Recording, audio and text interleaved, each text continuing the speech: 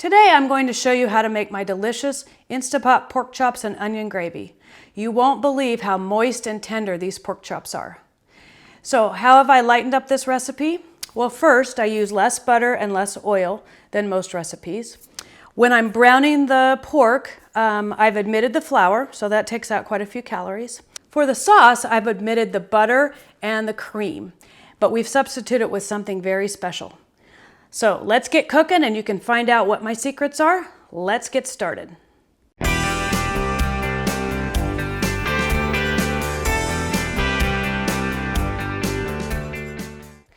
So the secret to my pork chops is the brine. And it's very important to brine the pork chops at least 30 minutes minimum, but better if you could do it a few hours or even overnight. What I like to do is make up my brine, put my pork chops in the night before, and then the next day in the evening when I'm getting ready to make dinner, then I pull out the pork chops, let them sit for about a half an hour so they warm up a little bit before you cook them, and then start cooking. But you definitely don't want to brine it more than 24 hours because it'll make them too salty, and then it also plays with the texture of the meat. So to make the brine, we're going to take about 4 cups of water, which is what I have in this bowl. Then we're going to measure about 4 tablespoons of kosher salt. And be sure you use kosher salt. If you use regular table salt, it's too concentrated, so you don't want to use table salt. Use kosher salt. So we're going to measure out 4 tablespoons. All right. And we're just going to stir that up. If you really want it nice and dissolved, you can use hot water, but then you kind of need to dissolve the salt, but then you need to let it cool down before you put the pork chops in. I don't usually worry about it because my pork chops always sit in the brine longer than a few hours, usually almost overnight. I just think it's better that way. So you don't have to really worry about boiling the water first. But if you're going to do 30 minutes, it might be a good idea to boil the water first, or at least get it pretty warm and then add your salt just so it dissolves. And while we're waiting for the salt to dissolve, we're just going to put it over in there. And we're going to cut some of the fat off of our pork chops. Now I know fat is really good when you have a big juicy pork chop, but really we're trying to keep our weight down. And so this is a good way to take away a lot of the calories with little effort. These are center loin chops, and the bone is in. You can use boneless, but with the Instapot, it's a little tricky. It's almost better if you're gonna use boneless to do it in the pan with the lid. The Instapot cooks so quickly that it's very easy to overcook the pork when you use boneless. So these have bones, and we're gonna just trim off a little bit of this fat. I have a little trash bowl there. I always like to cook with a little trash bowl. And I'm not taking absolutely all of it off, but I'm taking a little bit of it off for sure. So we're just going to do that.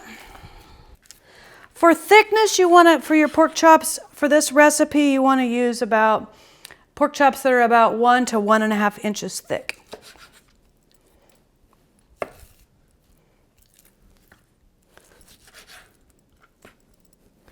And luckily, these pork chops don't have too much fat on them. The ones I made the other day had quite a bit. All right, now that most of our fat has been trimmed off, we're going to put them in our dish. You can use a 9x13 pan for this. You just want to make sure that the brine covers the pork chops. I also like to use this big bowl, for example, is another thing I like to use. But whatever covers the pork. All right, so we're going to stir this up just a bit. And we're going to pour all this in, just like that. Now, if I'm going to be cooking them in about 30 minutes, then I wouldn't put them in the refrigerator. I wouldn't cover them up. I'd just leave them on the counter and go from there. If you're going to do it overnight, then I would put a piece of saran wrap over it, stick it in the fridge, and then when you're ready to cook them, just bring them out about 30 minutes before while you're getting everything else ready. That way they're not cold when you put them in the Instapot. Next, we're going to slice our onions. I like to use the sweet onions, but you can use whatever you want to use. If my kids are eating it, I tend to chop up the onions a little more finely than I do for other people. They say they don't like onions, but they really do like the taste. So anyway, we're going to cut off the ends. Just like that. And I like having a little trash bowl to put all my trash in, so we got that out. And we're going to cut up 2 onions for this recipe. You could also use maybe 1 onion and some mushrooms, but again, my family's not real wild on mushrooms at all, so I tend not to use mushrooms at all. But anyway, we're just going to cut the onion in half, just like this, and then just really thin. And also, sometimes before I cut the onions, what I like to do is turn on my Instapot. I'm going to put it on saute, so you can see like that, and get it nice and hot before I brown the pork, which is what we're going to do in a minute. There it goes. For those of you that don't know, not all Instapots have it, but some of them have a little adjust button there, and you can adjust.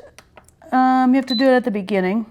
So you push saute, adjust, and then it'll say more, and you can make your Instapot brown things at a little hotter temperature. So that's what we've done for that. So while we're waiting for that to heat up, then I'll finish slicing the rest of the onions.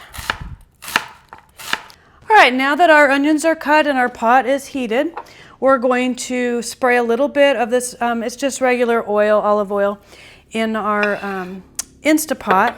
I like to use this olive oil mister because it uses less oil than just pouring a tablespoon of oil in there. It's a good way to cover the entire pot, and it saves a lot of calories. You have to pump it, so you put it in there and then you pump it.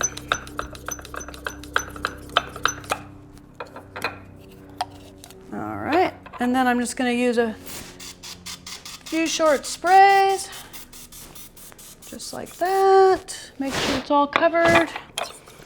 All right, and I'm going to take our pork chops out and put them on a piece of paper towel. We're going to just drain them a little bit. I've already drained the water off. And this one happens to be a huge chop. So then we're going to just pat it down, kind of get rid of a lot of the moisture.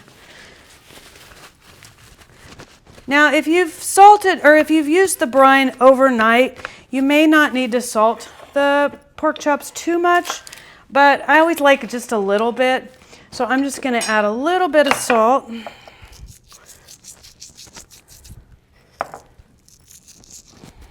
And each just like that. Now I'm going to add a little bit of pepper. All right. Move our onions out of the way. And we've got our big Instapot here, and I'm going to put the pork chops in the Instapot, just like this. You may have to cook these in batches, or brown these in batches, because like this one's a huge chop, so we're going to let this brown for about 1 to 2 minutes, and I'll be right back. All right, now that our pork chops are done, I've taken those out. I'm going to put in about a table and a half of butter. Stir that around a little bit. Let me grab a knife or a spoon. And now we're going to put in our onions. The reason we do the pork before we do the onions is because the pork will have some of that juice, and we want the onions to brown in that juice.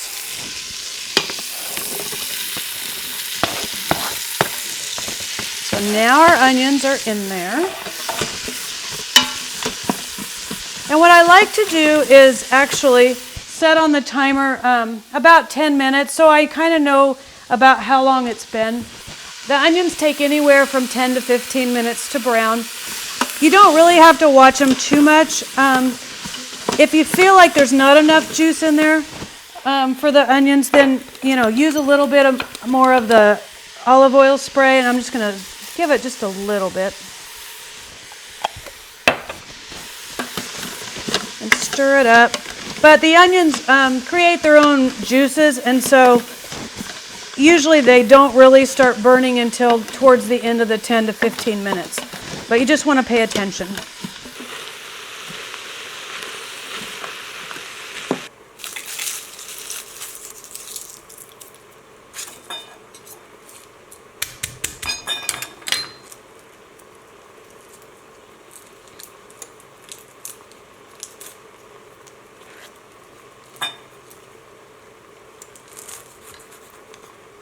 All right, now that our onions are done, we're going to add the remaining ingredients.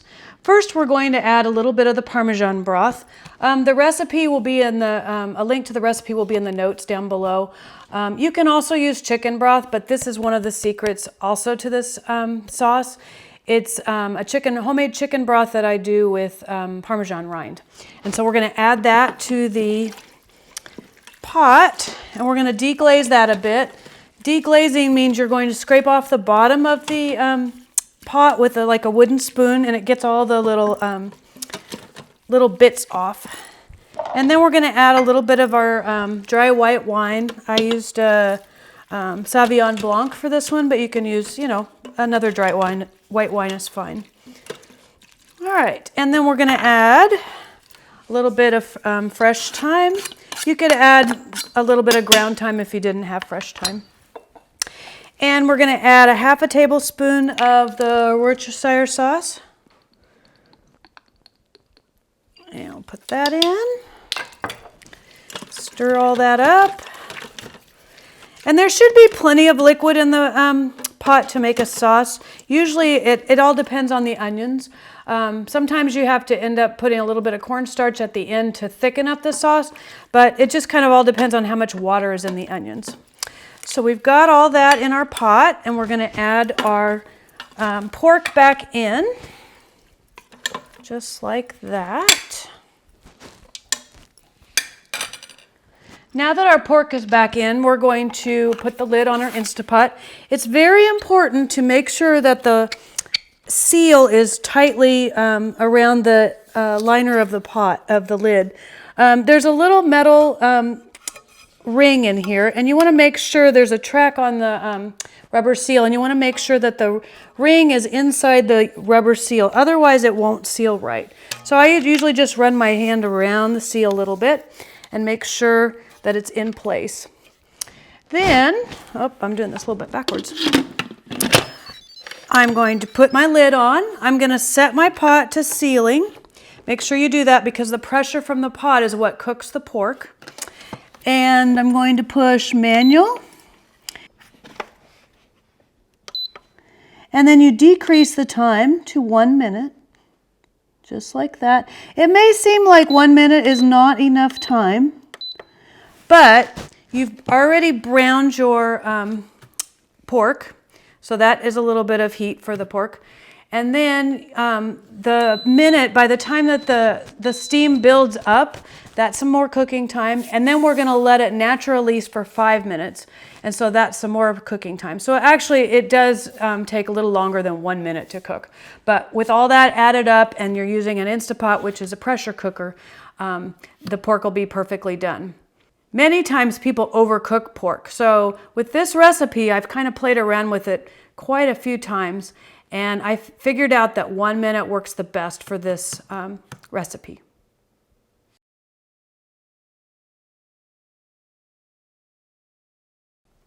All right, the timer just went off, so we're going to let it rest until it says 5 minutes. Be careful to set a timer for yourself so you know when to release the pressure. All right, now it's been 5 minutes, so we're going to turn the Instapot off. And we're going to use a hot pad, release the steam. There may or may not be a lot of steam, it just kind of depends. There's a little bit. Now we're going to take off the lid, and we're going to check our pork with a thermometer. That's the best way and the only way really that you can tell if this pork is done. All right, it's done. And if it wouldn't be done, then what you would do is just put the lid back on for a little bit. Just put the lid back on for a little bit and let it cook for let it naturally for just a little bit more. And if you're still not close, then you could take the lid off and do the saute button. You want to make sure it's at least at 145. Now we're going to take out the pork and just place it on a plate. Now it looks like our gravy is a little thin, a little thinner than I like it anyway. So how I'm going to fix that is I'm going to put 1 to 2 tablespoons of cornstarch. I'm just going to use 1 because I think 1 will do it. And I'm going to put it in like a little bowl or dish, cup. And then I'm going to take just a little bit of the broth that's in there. You can also use water, but I figure why use water when you got all this wonderful broth? So we're just going to do that. And then I take like a little spoon or knife, stir it up really well. This prevents, when you do it this way, it prevents lumps in the gravy. And I'm going to push my Instapot to saute. And I'm going to add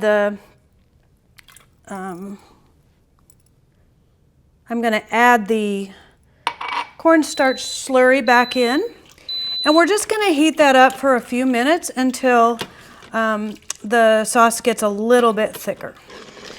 All right, I believe our sauce is thickened up, so we're going to turn it off. We're going to add 2 tablespoons of yogurt. You can also use light sour cream as well. Just gives it a little creaminess. So we're going to add that to our pot. Kind of stir it till it's all dissolved. Now we'll add our pork chop. I brought in some broccoli. Put a few pieces of broccoli on there. I don't know if any of you know, but a good way to do broccoli in the microwave, I just put a little bit of broccoli in the bowl, sprinkle it with a little bit of water, put another plate upside down, and cook it for 2 minutes in the microwave, and let it sit there for just a minute to let the steam take care of the rest, and it comes out perfect every time. We'll put a little bit of salt on our broccoli, and we've got our pork on there. And I will grab a little bit of sauce. And there you go. Delicious. Dinner's ready. Thanks for watching today. If you like this video, please subscribe to my channel, Gourmet Done Skinny, where you can cook and eat like a foodie, master your weight, and live freely. Bye for now.